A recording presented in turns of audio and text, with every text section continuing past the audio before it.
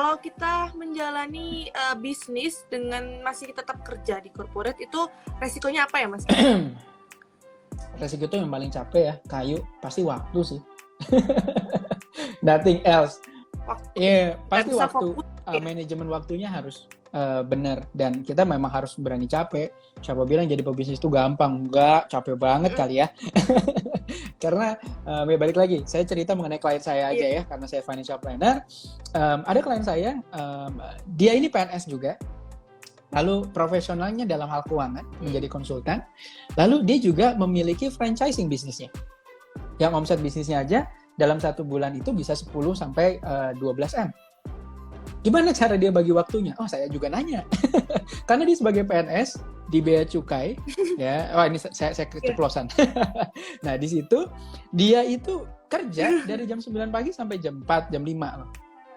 Oke, nah dia itu sebagai konsultan biasanya kerja dari jam 5 sore itu, kalau nggak jam 6 sore dia straight sampai jam 7, habis itu dia istirahat jam 7 ke jam 8. Nah jam 8 sampai jam 10 biasanya dia consult gitu ya, ada klien segala macam gitu kan. Dia consult di situ. Jadi sebagai seorang profesional iya, seorang karyawan juga iya. Ditambah lagi dengan bisnis franchise-nya. Wah, itu gila tuh. Karena karyawannya itu ada 300-an. Gimana bagi waktunya? Dia bagi waktunya adalah di tengah malam. Iya. Itulah makanya ketika tadi saya bilang financial engineering-nya harus tepat. Kenapa? Karena teman-teman harus tahu kapan ini harus take off. Ya enggak? Dia bisa melakukan pembagian ketiga halnya menjadi membagi seorang karyawan, seorang profesional, dan seorang business owner itu dengan 3 waktu, dan itu menurut saya nggak semua orang bisa. Gitu ya. Jadi dia sudah mikir, oh pokoknya tahun kedua, tahun ketiga saya udah pasti harus punya sekian karyawan. Ya kan, dalam beberapa bulan ke depan saya udah harus memiliki partner. Nah, itu dia udah di awal tuh kalau ngelihat franchise bisnisnya. Kalau saya sebut franchise bisnisnya juga mungkin teman-teman tahu sih. Nah, itu dia udah tahu. Oke, di dalam 6 bulan pertama ketika dia memulai bisnis itu, dia tidak bisa melakukan pekerjaan sebagai profesionalnya. Vakum tuh. Ya kan, segala macam. Yeah. Dia selalu ikut kalau ada pameran franchise, kan dulu banyak ya sebelum pandemi ya. Itu banyak banget pameran franchise tuh, dia selalu ikut, dan dia menganalisa kompetitornya ketika lagi pameran tuh kayak gimana sih, weakness-nya kayak gimana, apa yang harus dia tawarkan dan lain sebagainya, sampai sekarang tuh gede banget.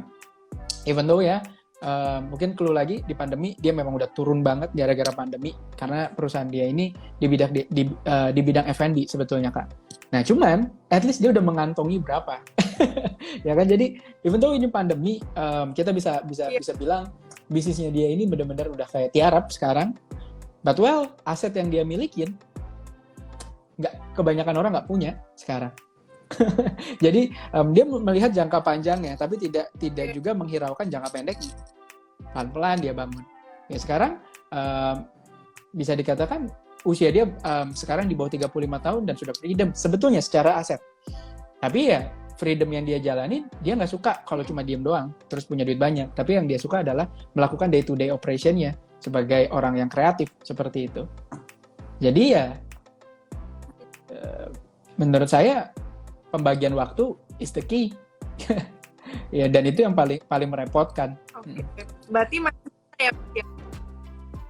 Berarti masih bisa sih, harusnya ya. Untuk harusnya, tapi ya tergantung teman-teman.